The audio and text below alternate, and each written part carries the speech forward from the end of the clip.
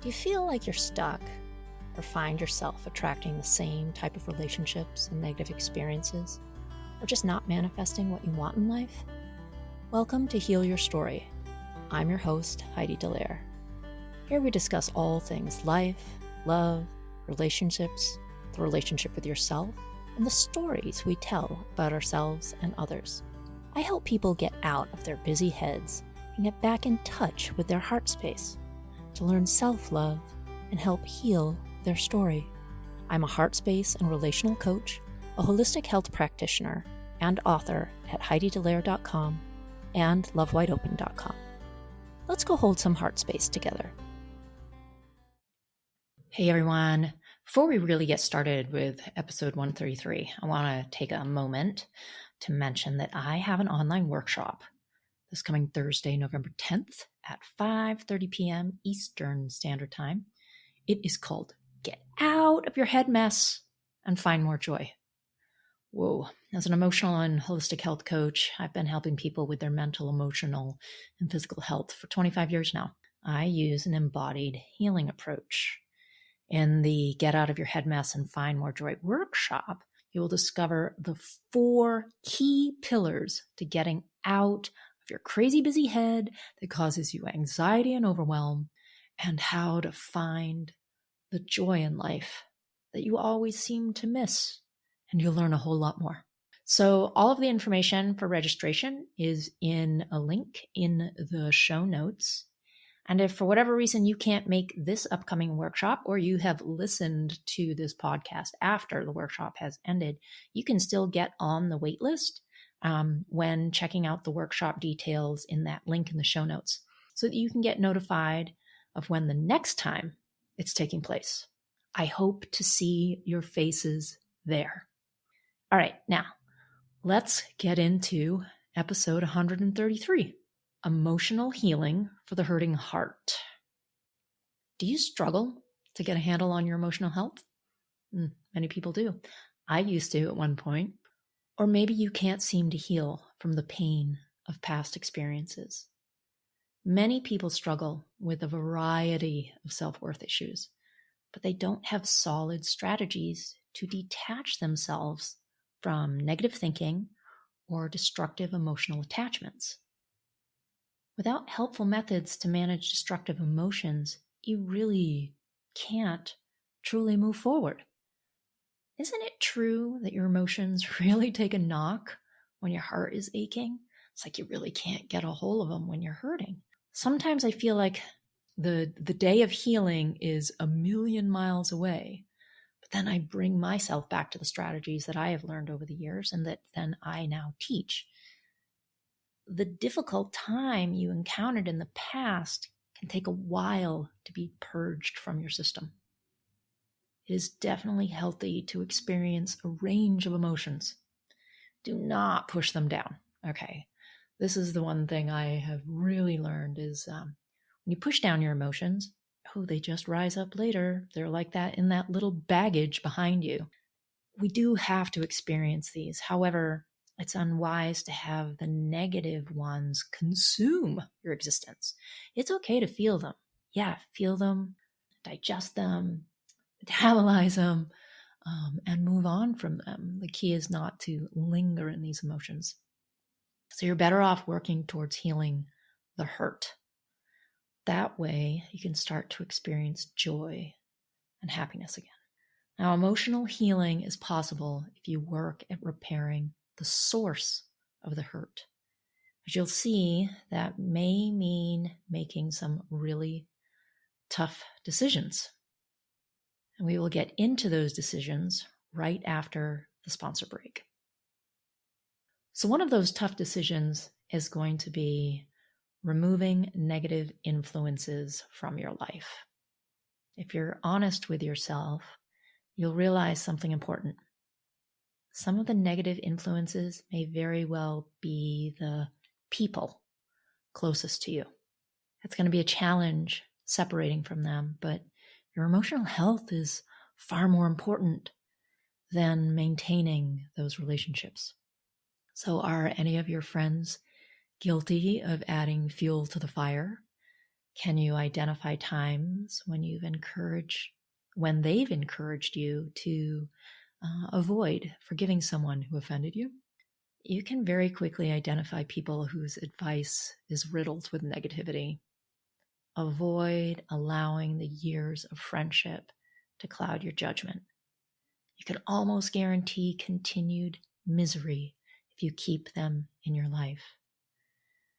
And when you remove them from your life or limit your contact with them, you will free up space for more positive people and energy to enter your life. Now, another tough decision you're going to have to make is accepting responsibility for your actions. Not everyone likes to do this. It can be pretty hard to look in the mirror, right? Deep down, you know your actions resulted in the hurt that you feel, but it's difficult to accept the part you played. Confront your wrongdoings. Be courageous enough to accept responsibility for your actions. Inner peace can elude you if you try to cover up the role that you played. Inner turmoil can feel just as unbearable as physical discomfort. In the same breath, be willing to forgive yourself so you can move on to better days ahead. The forgiveness of self and showing yourself compassion really do move you along the healing path more quickly. And sometimes accepting the responsibility for your actions is understanding that depending on what the situation is that you actually may have been the toxic one at the time. That can be a really hard thing to come face to face with, because we're right in the midst of things. We don't realize that our own actions and everything we are doing are contributing to this toxic either environment or relationship, and we play a part in it, and it is really hard to come face to face with. But when we do, we learn and we understand what parts of our past, our present, our makeup, the patterns that we've been dealing with our whole life have caused us to be in this space. So yeah, accepting responsibility for your actions. That is a really tough decision to take and make and want to do. So I applaud anyone who really can do it. Another tough decision is living according to your moral compass. You likely have a set of morals to live by, and while you know they exist, you may sometimes avoid them when making decisions. This actually goes back into the last thing we just talked about. Abandoning morals is the easiest way to make missteps in life and a way to cause yourself great pain. Now, if you go back to your roots, take a really hard look at what really matters to you. Start to embrace those morals one by one. So one of my now moral compasses, and this didn't used to be one, but once I learned solid boundaries and really understood, how I put myself into people-pleasing roles in the past, is that one of my moral compasses now is freedom. Freedom from myself. Freedom from former thoughts and negative patterns that kept me stuck.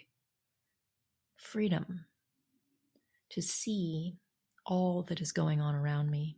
Freedom to make my own decisions. Freedom to choose what I want. Freedom. What's one of yours?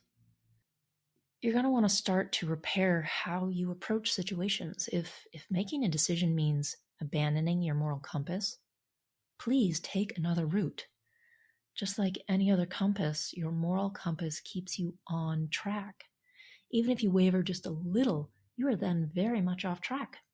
It's best to avoid getting lost in the sea of emotional decision making, especially when you're letting other people make decisions for you.